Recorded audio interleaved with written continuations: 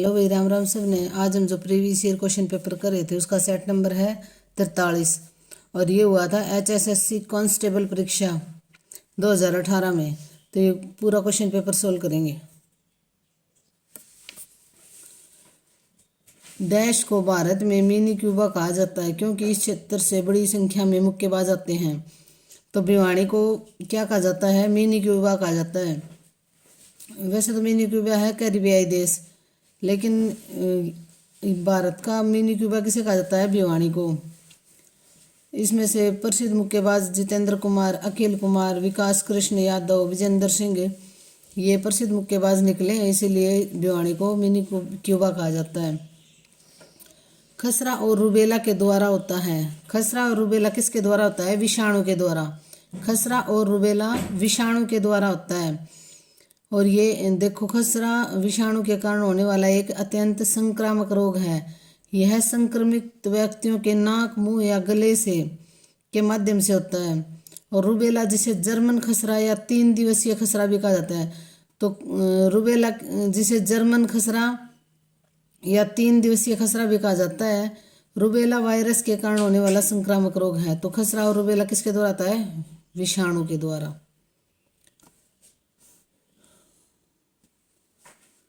हरियाणा का छड़ी नृत्य किस त्योहार से संबंधित है? तो हरियाणा का छड़ी नृत्य किस त्योहार से संबंधित है? तो छड़ी नृत्य है गुग्गा नवमी से। हरियाणा का छड़ी नृत्य पारंपरिक हिंदू कैलेंडर में भाद्रपद के महीने में, तो भाद्रपद के कृष्ण पक्ष के दौरान नवमी में मनाया जाने वाला एक हिंदू त्योहार है। गुग्गा नवमी से संबंधित है यह नृत्य रात में पुरुषों द्वारा किया जाता है और गुग्गा नवमी भगवान गुग्गा की पूजा के लिए समर्पित है, जो नाग देवता हैं। तो इसमें ये क्वेश्चन इस तरह से भी आ जाएगा भाई, रात में पुरुषों द्वारा किया जाने वाला जो त्योहार पे जो नृत्य है वो कौन से उसमें किया जाता है? तो गुग्गा नवमी पे। तो हरियाणा का छड़ी नृत्य किस त्योहार से संबंधित है? गुग्गा नवमी से। इसमें रात में पुरुषों द्वारा नृत्य किया जाता है और नाग देवता की पूजा की जाती है और नवमी के दिन होता है ये। और भाद्रपद के महीने में कृष्ण पक्ष के दौरान, देखो भादवा जो होता है ना, भाद्रपद के महीने के कृष्ण पक्ष के दौरान जो नवमी आती है ना, उसमें ये गुग्गा नवमी आती है। तो छड़ी नृत्य गुग्गा नवमी पे किया जाता है। फिल्म पगड़ी द ऑनर में अपनी भूमिका हेतु डैश को सर्वश्रेष्ठ सहायक कलाकार हेतु राष्ट्रीय फिल्म पुरस्कार मिला। तो ये उस टाइम का करंट का क्वेश्चन था भी 2018 का। तो देखो ये किसके मिला था? बलजिंदर कौर ने। पगड़ी द ऑनर एक हरियाणवी फिल्म में अपनी भूमिका के लिए सर्वश्रेष्ठ सहायक अभिनेत्री का 62वां राष्ट्रीय फिल्म पुरस्कार जीता था इन्होंने। और बाद में उन्हें उनके काम के लिए पंजाब विश्वविद्यालय ने मान्यता दी। फिल्म का निर्देशन राजीव भाटिया ने किया था। तो ये क्वेश्चन दोबारा भी आ सकता है। पगड़ी द ऑनर के लिए किसे सर्वश्रेष्ठ फिल्म पुरस्कार, राष्ट्रीय फिल्म पुरस्कार मिला था 62वां? तो किसे मिला था? बलजिंदर कौर को। कौन सी फिल्म के लिए? पगड़ी द ऑनर के लिए। पगड़ी द ऑनर के लिए। और किसे मिला था? बलजिंदर कौर को। संसद में विधेयक की प्रस्तुति के संबंध में निम्नलिखित में से कौन सा गलत है? तो इनमें से गलत बताना है। वित्त विधेयक सर्वप्रथम संसद के किसी भी सदन में प्रस्तुत किया जा सकता है, तो ये ही गलत है भाई। मतलब इसका आंसर तो यही होगा, लेकिन ये गलत है। सभी विधेयकों के लिए राष्ट्रपति का अनुमोदन अनिवार्य है। हाँ, तो जो भी विधेयक पारित की जाती है ना, उसमें राष्ट्रपति का अनुमोदन अनिवार्य होता है। राष्ट्रपति के अनुमोदन के बिना कोई भी विधेयक पारित नहीं होगा। वित्त मंत्री वित्त विधेयक लोकसभा में प्रस्तुत करते हैं, तो ये भी सही है। वित्त मंत्री वित्त विधेयक को कहाँ प्रस्तुत करते हैं? लोकसभा में। विधेयकों के संबंध में असहमति का संसद में संयुक्त सदन के माध्यम से सुलझाया जा सकता है। विधेयकों के संबंध में असहमति का संसद के संयुक्त सदन के माध्यम से सुलझाया जा सकता है। तो देखो भी, एक वित्त विधेयक, थोड़ा इसके बारे में पढ़ लेते हैं। वित्त विधेयक एक धन विधेयक है। वित्त विधेयक क्या है? एक धन विधेयक है जिसे संविधान के अनुच्छेद 110 में परिभाषित किया गया है। तो वित्त विधेयक को कौन से अनुच्छेद में? 110 में। वित्त विधेयक कौन से अनुच्छेद में आएगा? अनुच्छेद 110। वित्त विधेयक अनुच्छेद 110 में आएगा। एक क्वेश्चन तो ये बन जाता है, विविध विधेयक कौन से अनुच्छेद में आता है? तो 110 में। इसे केवल लोकसभा में पेश किया जाता है और वित्त विधेयक को केवल लोकसभा में, वित्त विधेयक लोकसभा में, केवल लोकसभा में प्रस्तुत किया जाता है, लोकसभा में वित्त विधेयक को। हालांकि राज्यसभा विधेयक में संशोधन की सिफारिश कर सकती है। विधेयक को संसद में पेश होने के 75 दिनों के भीतर पारित किया जाना आवश्यक है और विधेयक अगर संसद में पेश होने के 75 दिनों के भीतर ही इसे पारित किया जाना आवश्यक है। तो देखो वित्त विधेयक 110 अनुच्छेद में आएगा और वित्त विधेयक केवल लोकसभा में प्रस्तुत किया जाता है। राज्यसभा इसको बस सिफारिश कर सकती है, संशोधन में सिफारिश कर सकती है। बाकी ये केवल लोकसभा में ही वित्त विधेयक को प्रस्तुत किया जाता है। और अनुच्छेद कौन सा है? 110। तो इनमें से क्या होगा? ये गलत है और ये और तीनों ठीक हैं। डैश एक तकनीक है जिसमें संप्रेषण हेतु दो गांठों के बीच एक समर्पित और पूर्ण भौतिक कनेक्शन स्थापित किया जाता है। तो क्या है? Circuit switching.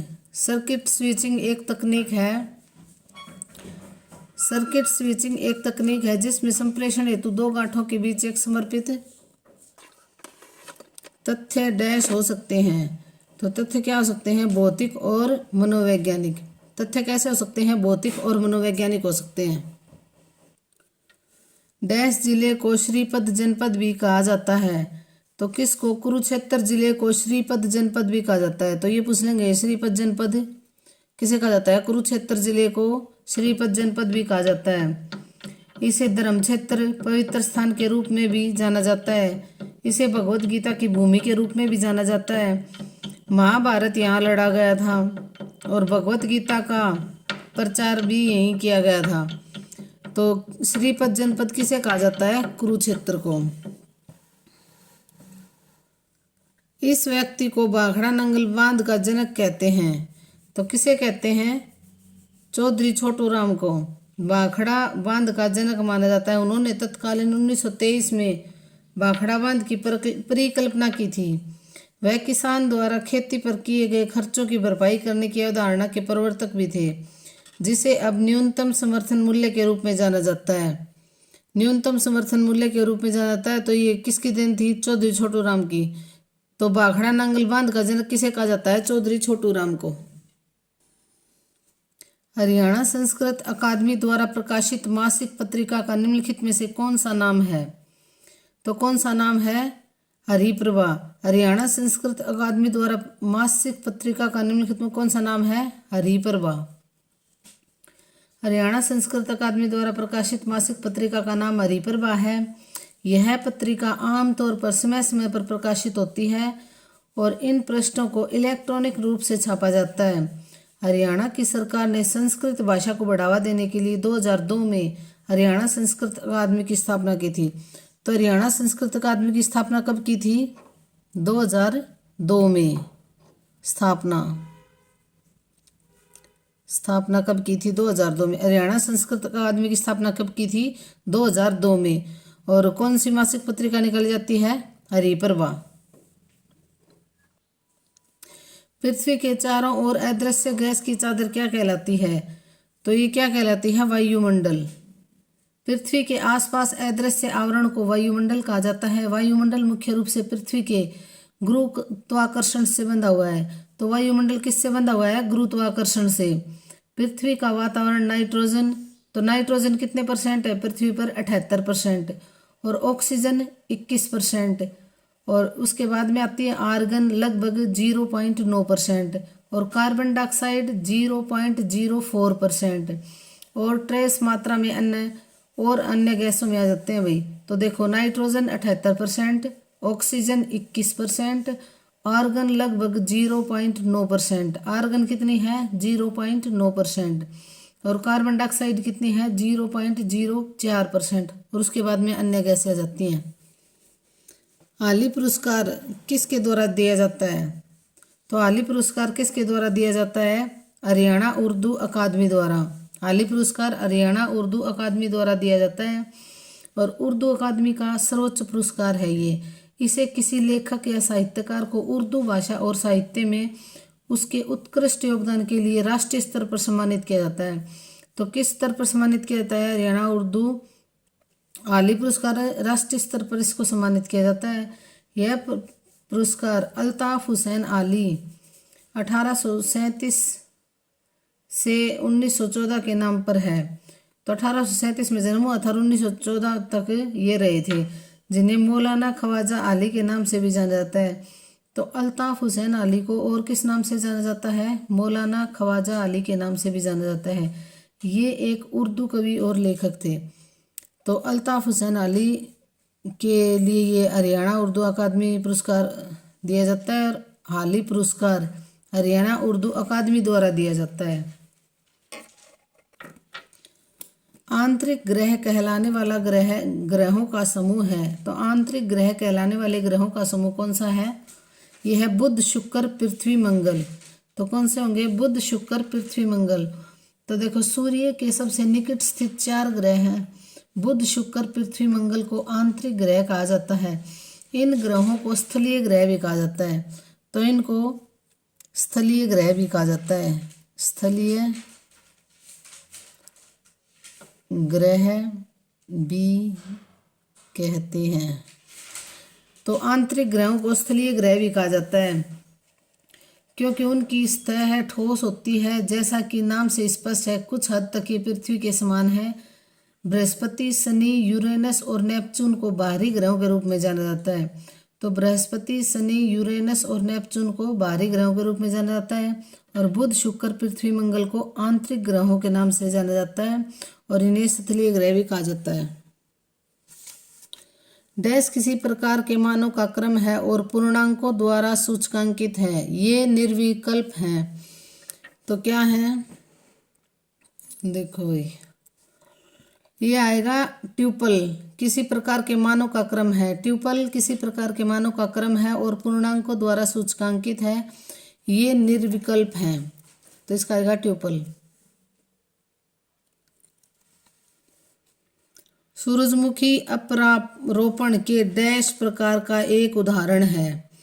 तो सूरजमुखी अपरारोपण के डैश प्रकार का एक उदाहरण है। क्या है? आधारीय अपरारोपण। क्या है? आधारीय अपरारोपण। पशु और भैंस डैश के परिवार से आते हैं।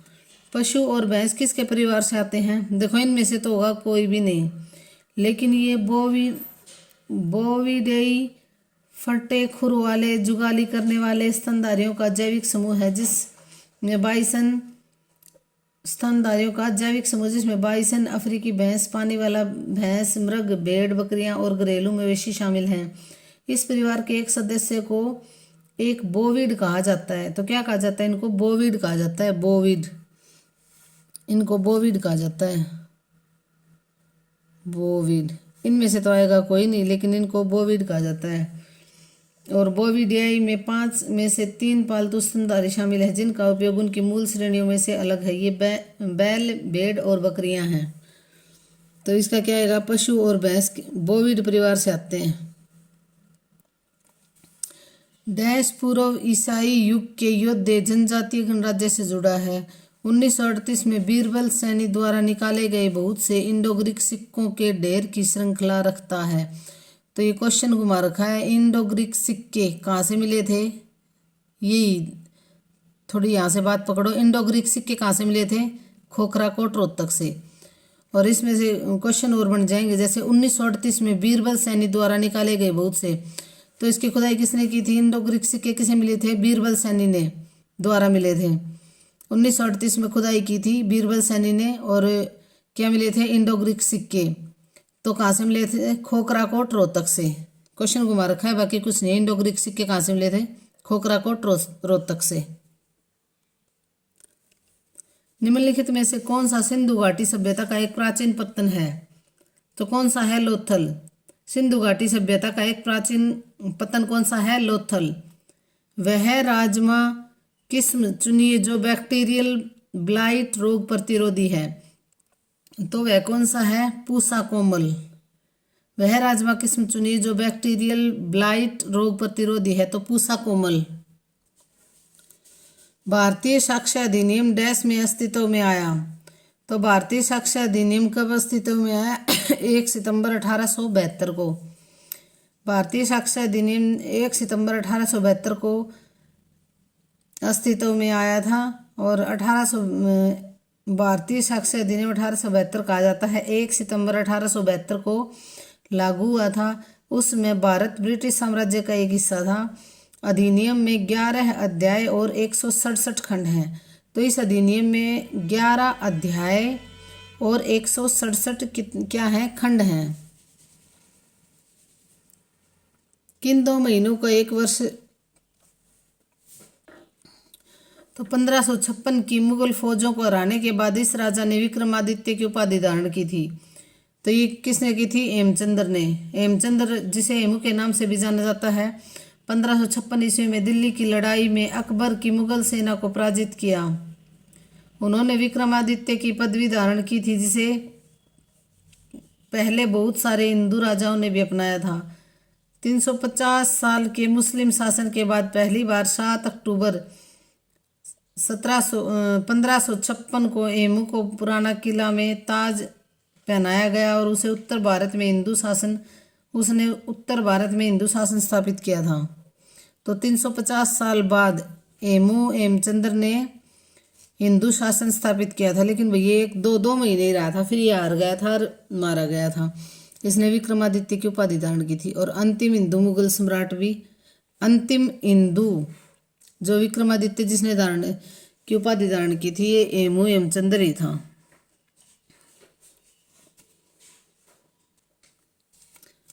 स्वाभिमान आंदोलन किसके द्वारा शुरू किया गया था? तो ये किया गया था रामास्वामी नायकर द्वारा। स्वाभिमान आंदोलन किसके द्वारा? रामास्वामी नायकर द्वारा, जिन्हें पेरियार के नाम से भी जाना जाता है। इन्हें पेरियार के नाम से भी जाना जाता है। पेरियार के नाम से किसे जाना जाता है? ईवी रामास्वामी नायकर को। ईवी रामास्वामी नायकर देंगे भी, इसमें आधा नाम दे रखा है। तो स्वाभिमान आंदोलन किसने चलाया था? रामास्वामी नायकर ने। इसे पेरियार के नाम से भी जाना जाता है। वे समाज में ब्राह्मणवादी प्रभुत्व से खुश नहीं थे और साथ ही उनका मानना था कि कांग्रेस पार्टी पर ब्राह्मणों का ही वर्चस्व है। गैर ब्राह्मणों के अधिकारों को दावा करने के लिए उन्होंने 1925 में आत्मसम्मान आंदोलन आरंभ किया था। तो 1925 में आत्मसम्मान आंदोलन भी किसने शुरू किया था? ईवी रामास्वामी नायकर ने। और इसका उद्देश्य पिछड़ी जातियों के लिए समान मानव अधिकारों वाले समाज की स्थापना करना था। तो देखो, स्वाभिमान आंदोलन ईवी रामास्वामी ने शुरू किया था और 1925 में आत्मसम्मान आंदोलन भी ईवी रामास्वामी ने शुरू किया था। भारत में खाद्य सुरक्षा अधिनियम वर्ष डैश में लागू हुआ था। तो खाद्य सुरक्षा अधिनियम भारत में कब लागू हुआ था? 2013 में। राष्ट्रीय खाद्य सुरक्षा अधिनियम कब लागू हुआ था? 2013 में। 12 सितंबर 2013 को। तो 12 सितंबर 2013 को कानून के रूप में और 5 जुलाई 2013 को पूर्व प्रभावी था। इसका उद्देश्य भारत में लोगों को 2/3 की रियायतें खाद्यान्न उत्पन्न कराना था, उपलब्ध कराना था। इसमें मध्याह्न भोजन योजना, एकीकृत बाल विकास योजना और सार्वजनिक वितरण प्रणाली शामिल हैं। तो राष्ट्रीय खाद्य सुरक्षा में क्या क्या शामिल है? देखो भाई, ये क्वेश्चन यूं भी आ जाएगा, 4 दे देंगे, इनमें से 3 ये और 1 अलग। तो देखो, इसमें मध्याह्न भोजन योजना शामिल थी, एकीकृत बाल विकास सेवा योजना और सार्वजनिक वितरण प्रणाली शामिल हैं। तो भारत में खाद्य सुरक्षा अधिनियम कब लागू किया गया? 2013 में। और इसके 3 मुख्य उद्देश्य क्या थे? मध्याह्न भोजन, एकीकृत बाल विकास सेवा योजना और सार्वजनिक वितरण प्रणाली। ये 3 इसमें मेन थे। तो 2011 की जनगणना के अनुसार हरियाणा की जनसंख्या भारत की जनसंख्या का कितना प्रतिशत है? तो ये है 2%। कितना प्रतिशत है? 2011 की जनगणना के अनुसार हरियाणा की जनसंख्या लगभग 25 मिलियन है। यह भारत में 70वां सबसे अधिक आबादी वाला राज्य है। राज्य की जनसंख्या भारत में कुल जनसंख्या का 2.09% है। तो अगर बिल्कुल एक्यूरेट वो पूछे ना, तो 2.09%, 2.09% है। कितनी है? 2.09%। जब एक प्रोग्राम के निष्पादन के दौरान एक नाम से आमना सामना होता है तो यह नाम को निम्नलिखित क्रम में खोजता है। तो इसका क्या आएगा भाई, इसका आएगा स्थानीय, बंदीकारी, फंक्शन, वैश्विक, उसी में निर्मित है।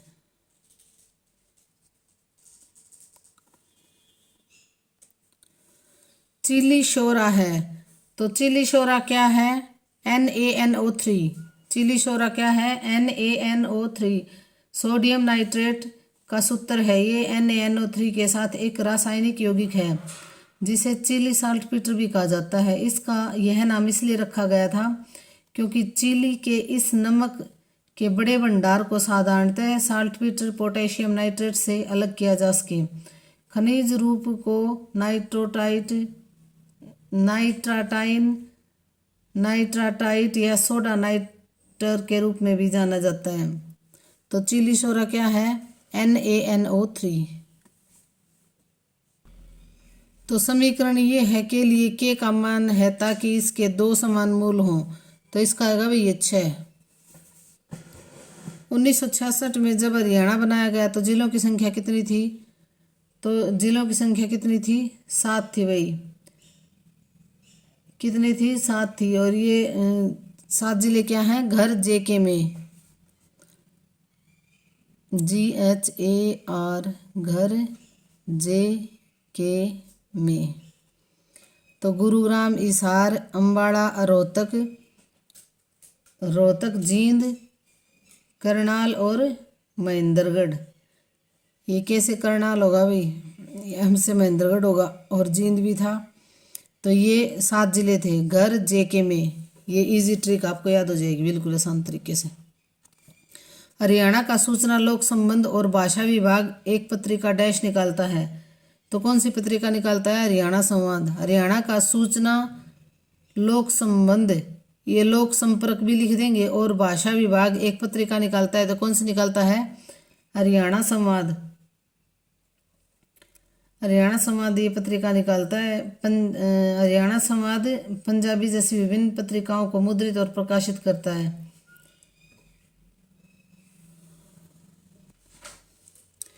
हरियाणा के इस स्थान पर एक 2800 मेगावाट का नया शक्ति संयंत्र लगाया जाएगा।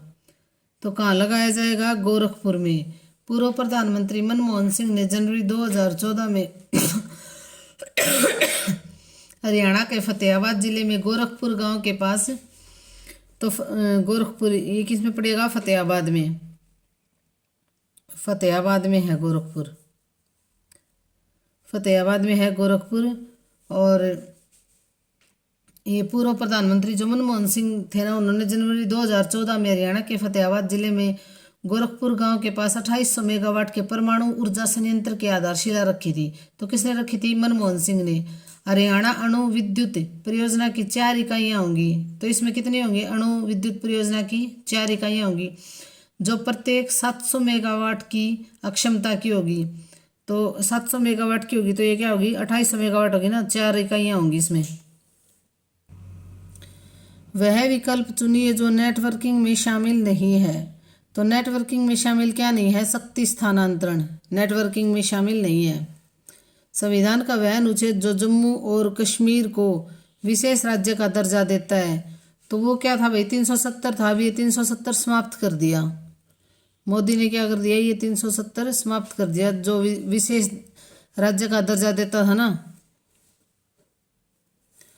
सही उत्तर चुनिए। अंबाला में हरियाणा से सर्वाधिक वर्षा होती है। इसके चारों ओर शिवालिक की पहाड़ियाँ हैं। 1 और 2 दोनों सत्य हैं, तो इनमें से सही विकल्प चुनना है। तो इसका क्या आएगा, इसका आएगा भी 1 और 2 दोनों सत्य हैं। 2 1 की सही व्याख्या करता है। तो देखो इसको थोड़ा एक्सप्लेन कर लेते हैं। अंबाला हरियाणा के उत्तर पूर्वी किनारे पर स्थित है। इसका उत्तर और उत्तर पूर्व का हिस्सा हिमाचल के सोलन और सिरमौर जिलों के शिवालिक रेंज से घिरा हुआ है। शिवालिक पहाड़ियों के आसपास के क्षेत्रों में राज्य में अधिकतम वर्षा होती है। हरियाणा में अंबाला में सबसे अधिक वर्षा होती है, और यहाँ जुलाई से सितंबर तक लगभग 70% और दिसंबर से फरवरी तक 30% वर्षा होती है। तो इसका आएगा ये दोनों सही हैं। राष्ट्रीय राष्ट्रीय जंतु आनुवंशिकी संसाधन ब्यूरो कहाँ स्थित है? तो ये स्थित है करनाल में। राष्ट्रीय जंतु आनुवंशिकी संसाधन ब्यूरो कहाँ स्थित है? ये है करनाल में। National institute of animal genetic resources और national institute of animal genetics के नाम से जुड़वे संसाधनों की स्थापना 21 सितंबर 1984 को बेंगलोर में हुई थी। 1985 में उन्हें करनाल में स्थानांतरित कर दिया गया था और फिर 1995 में राष्ट्रीय bureau of animal genetic resource NBAGR, तो क्या NBAGR के रूप में एकल इकाई के रूप में कार्य करने के लिए विलय कर दिया गया था।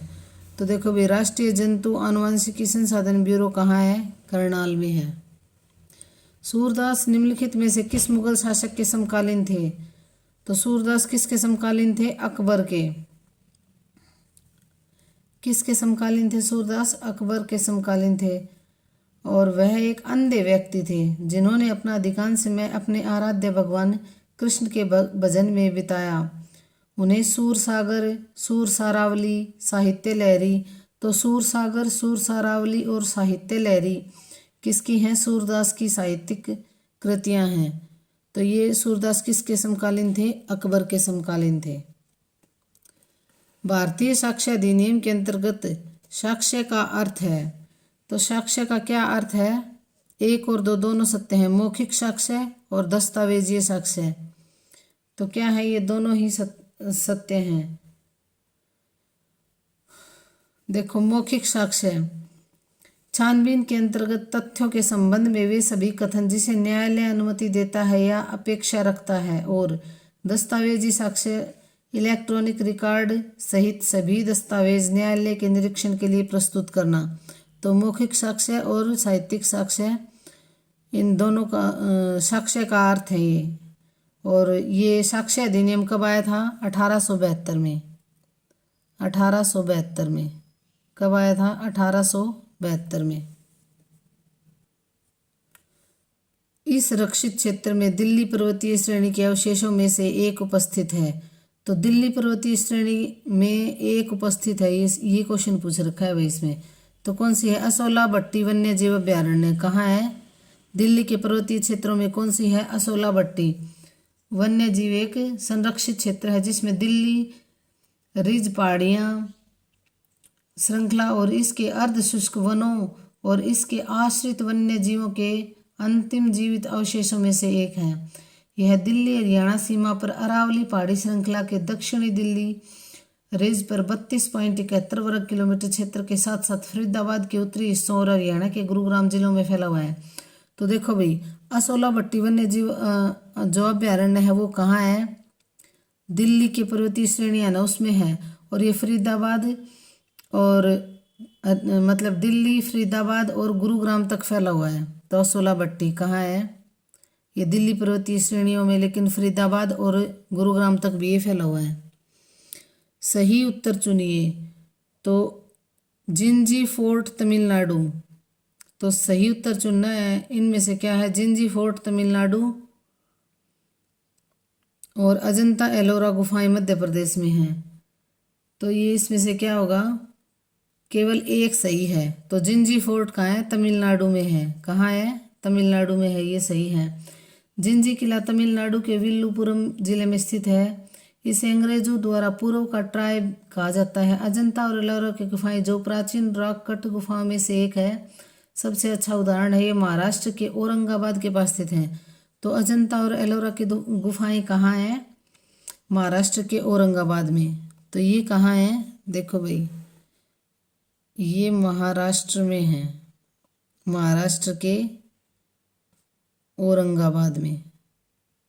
औरंगाबाद में अजंता एलोरा की गुफाएं कहाँ हैं? महाराष्ट्र के औरंगाबाद में हैं।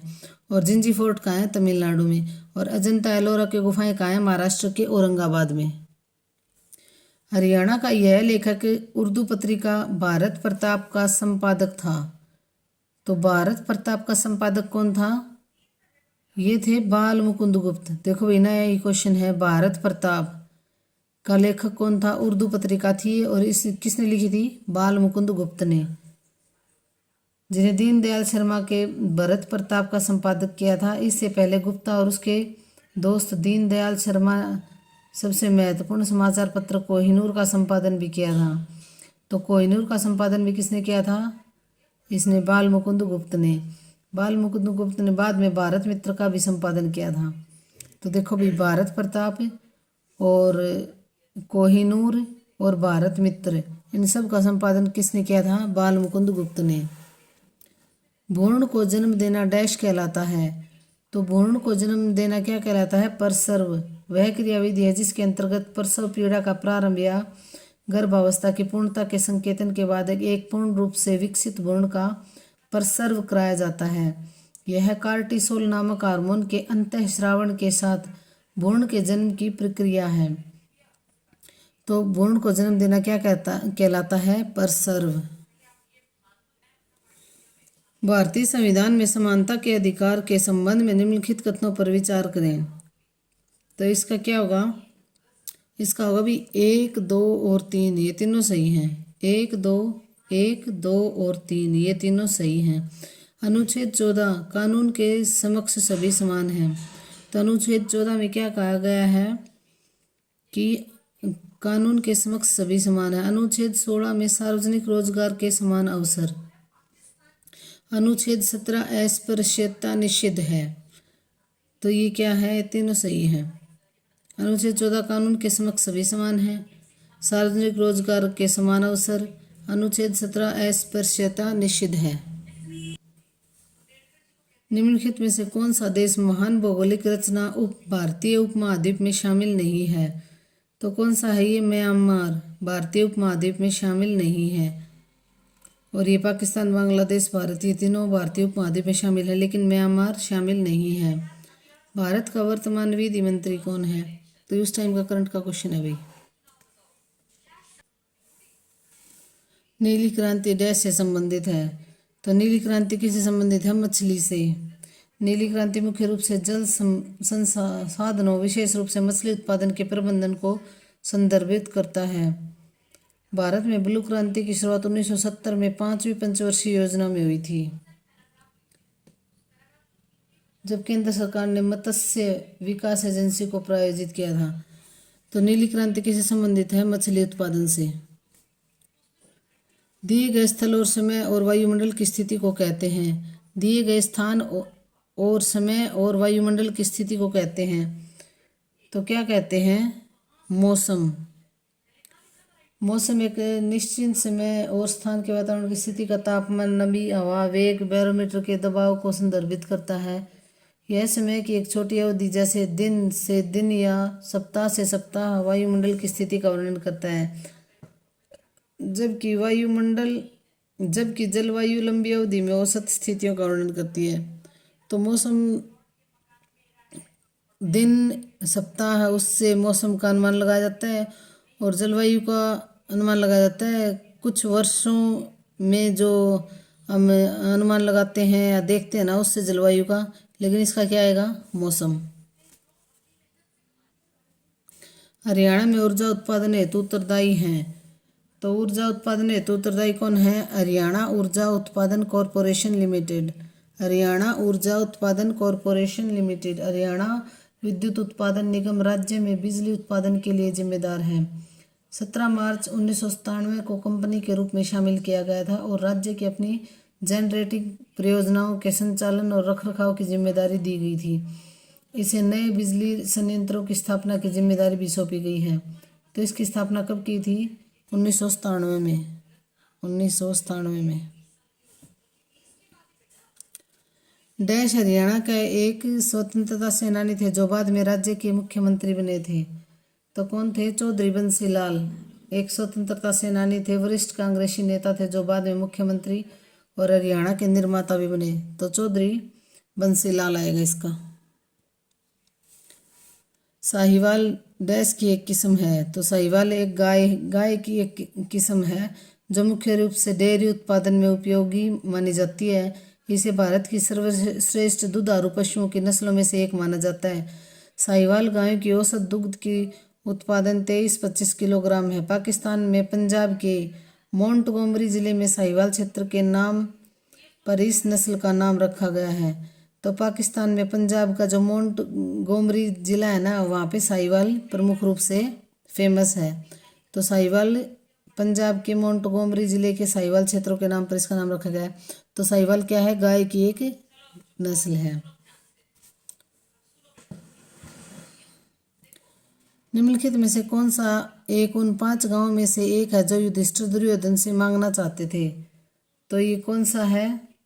ये है सोनप्रस्थ, सोनीपत। देखो भाई, ये है सोनीपत। आधुनिक नाम क्या है? सोनीपत है। और वैसे पहले क्या नाम था इसका? सोनप्रस्थ था। महाभारत युद्ध से बचने के लिए कौरवों से पांडवों द्वारा मांगे गए 5 गांवों में से एक था। सूची में अन्य गांव थे इंद्रप्रस्थ दिल्ली, पनप्रस्थ पानीपत, तिलप्रस्थ तिलपत और व्याघ्रप्रस्थ बागपत। तो ये 5 गांव थे भी। इंद्रप्रस्थ दिल्ली को बोला जाता था, पानप्रस्थ पानीपत को, और तिलप्रस्थ तिलपत जो यूपी में है, और बागपत भी जो यूपी में है, व्याघ्रप्रस्थ। ये 5 गांव थे जो उनसे मांगना चाहते थे। एक वर्ग में से एक ऑब्जेक्ट बनाना कहलाता है। तो इंटेंशिएशन, इंटेंशिएशन क्या होगा? इसका होगा इंटेंशिएशन। मोहम्मद गजनी ने थानेसर पर कब आक्रमण किया था? तो 1014 ईस्वी में। मोहम्मद गजनी ने थानेसर पर 1014 ईस्वी में आक्रमण किया था। इस पंचकुला के लेखक ने 2017 का प्रतिष्ठित केंद्र साहित्य अकादमी पुरस्कार जीता था। तो किसने? रमेश कुंतल मेघ ने। मोहम्मद गजनी ने थानेसर पर कब आक्रमण किया था? तो महमूद गजनी ने थानेसर पर 1014 ईस्वी में आक्रमण किया था। और अगले साल उसने कश्मीर पर असफल हमला किया और 1000 से 1027 के बीच 17 बार भारत पर आक्रमण किया था। तो 1000 से 1027 तक महमूद गजनी ने 17 बार भारत पर आक्रमण किया था।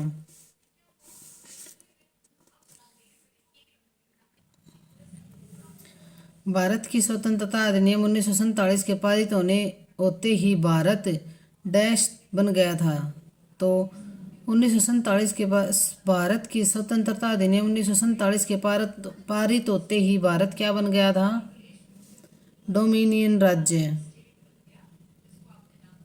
डोमिनियन राज्य बन गया। भारतीय स्वतंत्रता अधिनियम 1947 यूनाइटेड किंगडम की पार्लियामेंट द्वारा पारित वह विधान है जिसके अनुसार ब्रिटेन शासित भारत को 2 भागों में विभाजित किया गया। यह अधिनियम 18 जुलाई 1947 को स्वीकृत हुआ और 15 अगस्त 1947 को इंडिया, भारत और पाकिस्तान में बंट गया था। तो ये क्या होगा? ये भारतीय स्वतंत्रता अधिनियम 1947 कहाँ पारित किया गया था? यूनाइटेड किंगडम की पार्लियामेंट में। तो कहाँ पारित किया गया था? ये यूनाइटेड किंगडम की पार्लियामेंट में पारित किया गया था। और भारत क्या बन गया था? एक डोमिनियन स्टेट बन गया था। क्या बन गया था? Dominion state. और भारत और पाकिस्तान में इसका बंटवारा हो गया था। तो क्या बन गया था? डोमिनियन स्टेट बन गया था। शीत युद्ध के संबंध में निम्नलिखित में से कौन सा कथन गलत है? तो ये देखो भाई, ये क्या गलत है? यूएसएसआर और अमेरिका युद्ध में शी देश शामिल थे। ये गलत है, गलत है। यह एक आदर्शवादी युद्ध है, शीत युद्ध। यह सोवियत यूनियन और यूएसएस के गुटों के बीच प्रतिस्पर्धा थी। ये भी ठीक है। यह विश्व में प्रेरित हथियारों की दौड़ है। तो ये सारे ठीक है, ये गलत है। तो देखो भी, इसके बारे में थोड़ा पढ़ लेते हैं। द्वितीय विश्व युद्ध के बाद के काल में संयुक्त राज्य अमेरिका और सोवियत रूस के बीच उत्पन्न तनाव की स्थिति को शीत युद्ध के नाम से जाना जाता है। तो शीत युद्ध किस किस के बीच था? संयुक्त राज्य अमेरिका और सोवियत रूस के बीच था। कुछ इतिहासकार इसे शस्त्र सज्जित शांति के नाम से भी जाना जाता है इसको। इस दौरान सोवियत यूनियन और उसके मित्र देशों तथा यूनाइटेड स्टेट्स और उसके मित्र देशों के बीच तनाव बढ़ रहा था। इस अवधि के लिए शीत युद्ध का नाम दिया गया क्योंकि इन दोनों के बीच इस दौरान कोई युद्ध नहीं हुआ था, लेकिन दोनों देशों द्वारा क्षेत्रीय युद्धों को अपना अपना समर्थन दिया गया, जिसे छद्म युद्ध के नाम से भी जाना जाता है। तो शीत युद्ध को छद्म युद्ध के नाम से भी जाना जाता है। लोकसभा चुनाव लड़ने के लिए किसी को न्यूनतम डैश आयु प्राप्त करनी चाहिए। तो लोकसभा का चुनाव लड़ने के लिए कितनी आयु, कम से कम 25 वर्ष आयु होनी चाहिए। और पंचायती चुनाव लड़ने के लिए 21 वर्ष, और लोकसभा के चुनाव के लिए 25 वर्ष आयु कम से कम होनी चाहिए। और भारतीय संविधान के अनुच्छेद 84B के अनुसार लोकसभा के सदस्यों की न्यूनतम आयु कितनी, 25 वर्ष होनी चाहिए। संविधान के अनुच्छेद 173B के अनुसार विधानसभाओं में तो ये अनुच्छेद 84 के अनुसार कम से कम कितनी आयु होनी चाहिए, 25 वर्ष। डैश एंजाइम ग्लूकोज को इथाइल अल्कोहल और कार्बन डाइऑक्साइड में रूपांतरित करता है। तो इसका क्या होगा, जाइमेज। क्या होगा, जाइमेज एंजाइम ग्लूकोज को इथाइल अल्कोहल और कार्बन डाइऑक्साइड में रूपांतरित करता है। तो जाइमेज एंजाइम क्या होगा, इसका जाइमेज एंजाइम होगा। इनमें क्रिया विशेषण है। तो इनमें क्रिया विशेषण क्या है, धीरे धीरे। क्या है क्रिया विशेषण, यात्रियों के समूह को कहते हैं। तो यात्रियों के समूह को क्या कहते हैं, काफिला। लड़की जाती है, इस वाक्य में अपूर्ण भूतकाल में होगा। यह वाक्य अपूर्ण भूतकाल में क्या होगा, लड़की जा रही थी। क्या, लड़की जा रही थी।